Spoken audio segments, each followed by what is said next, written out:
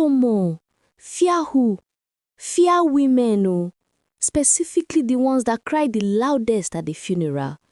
Imagine sending an orphan girl to the evil forest in the middle of the night just because you don't want her to outshine your daughter. You guys, sit down, because the way this broken clay pot humbled a wicked stepmother, it will shock you. The folk tale of Adanna, the girl with the broken clay pot. Everyone in Umuaka village knew Adanna, the orphan girl with eyes soft like morning dew and a heart stronger than any warrior's drum. Her beauty didn't shout. It hummed quietly like a secret song the wind refused to forget. Her mother died when she was just a child, and her father, believing a woman's presence would give her daughter warmth, married Omalicha, a widow, with a daughter, Nneka, beautiful but proud, the same age as Adanna. But Omalicha's beauty was a mask, and behind it, wickedness slept like a hungry viper. 3 years into the marriage, Adanna's father fell mysteriously ill. People whispered the yam he ate was salted with death. Before the new moon rose, he was gone. Omalicha cried the loudest at the funeral, throwing herself on the ground so convincingly. Oh, why did you leave me? Why? What am I going to do without you? That the elders took pity on her and handed her control of the compound. From that day, Adanna became the house slave. At dawn, before cock crew, she scrubbed floors until her knuckles bled. She washed clothes in the cold stream until her fingers went numb. She cooked, pounded yam, fetched firewood, cleaned the compound, fed the goats, washed the latrine, and massaged Omalicha's legs afterwards. If she breathed too loudly, she was slapped. If she talked back, she was starved. When it was time to eat, Omalicha and Nneka sat at the dining table eating pounded yam with egusi soup filled with stockfish, goat meat, and bushmeat. Adanna sat behind the back door, eating the scraped leftovers from the pot with no meat, only the smell of the soup to comfort her. If she cried, she was mocked. Go and cry to your dead mother. Meanwhile, Nneka lived like a queen of Sheba, woke up around noon, yawning like a satisfied lioness. Mama, where is my hot water? Nneka would yell. Adanna, do you want my daughter to bath with cold water? Omalicha would yell at Adanna like a slave. Nneka's hands never touched hardship. She used special camwood, special creams, special wrappers. She ate meat so soft that it melted in her mouth, while Adanna chewed burnt yam from the pot bottom. Villagers whispered that Omalicha's bitterness was deeper than the stream. People whispered, Chineke, made a mistake giving humility to the poor and arrogance to the rich. But Adanna, she never cursed, never snapped, never crushed her spirit. Her humility remained her crown. Then came Christmas, a season when the village swelled. Sons returned from Lagos, London, America, and suitors searched for brides as if they were hunting for fine wine. This year, one man caused the village dust to rise. Michael Okuru, wealthy, handsome, generous, and mysterious. The first man to build a 3-story mansion in the village. The one who employed youths and paid salaries that made mothers dance secretly at night. He returned that Christmas to build a school in the community, a school that would carry his mother's name. Youths lined up to greet him, elders prayed for him, women pointed at him like a tourist attraction. One afternoon, while walking, he saw a girl carrying firewood bigger than her waist. Her wrapper was torn, her face was sweaty, but her eyes, they were ocean. Michael's heart tripped and fell. Adanna bent in respect and entered the compound, not knowing she had just bowed to the future that was waiting for her. He turned to his cousins. I have seen the flower I want to pluck from the Okonkwo family. When Michael's people approached the Okonkwo family, the compound exploded with pride, gossip, and arrogance. Neighbors rushed in, clapping and singing. "Ah, Nneka don hit jackpot. Our wife of America. God don butter your bread." Nneka swayed her waist like royalty, told the tailor to make 10 new blouses, told the hairdresser to braid her like Beyoncé. Her pride was louder than church speakers. But her face turned bitter when she saw Adanna washing in the moonlight, her skin shining with the kind of beauty that mocked their wickedness. Nneka pulled Omalicha aside, whispering urgently, "Mama, what if Michael sees Adanna that day? What if he realizes he likes ugly things?" "We cannot take that risk," Omalicha replied. "A man does not look at copper when gold is nearby. We must remove her." Omalicha thought deeply. Greed sharpened her mind like razor blade. And so she planned. "We will send her to the stream of beauty, deep in the evil forest. If she returns, good. She will fetch the water, you will bath with it, and you will outshine every girl in this village. And if she does not, then our trouble ends with her." Omalicha called Adanna.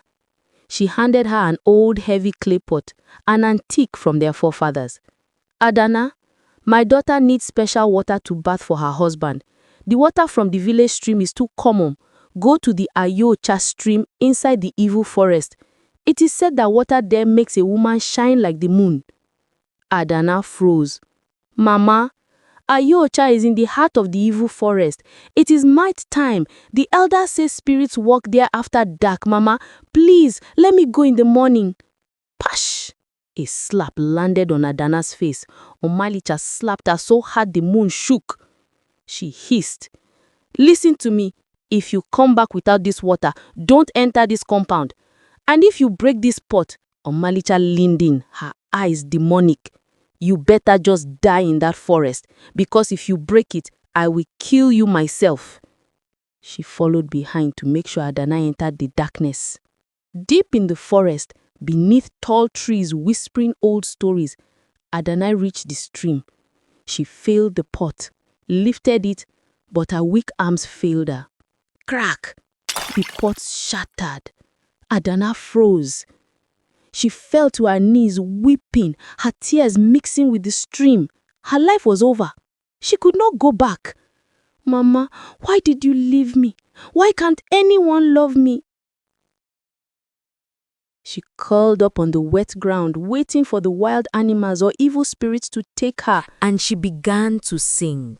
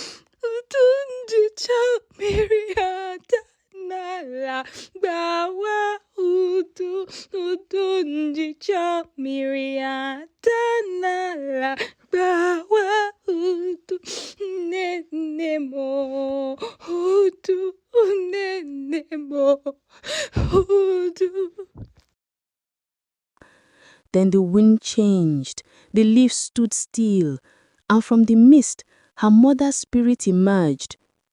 As her tears hit the river, the wind suddenly stopped, the air grew warm, the water in the stream began to glow with a soft bioluminescent blue light. The mist rose up and swelled together, forming a figure. It wasn't a monster, it was a woman. "Why do you cry, daughter of the soil?" The voice sounded like many waters. "I have broken the pot," Adanna sobbed, not looking up. "I have broken my life." "No, you have only broken your chains," the spirit said. Adanna looked up. The spirit shifted and suddenly it took the face of the one person Adanna longed for, her mother. But she looked like a queen, radiant and powerful. Ma, she whispered. "I am the spirit of this forest," the spirit said gently. "But I wear this face because it is the one your heart called for."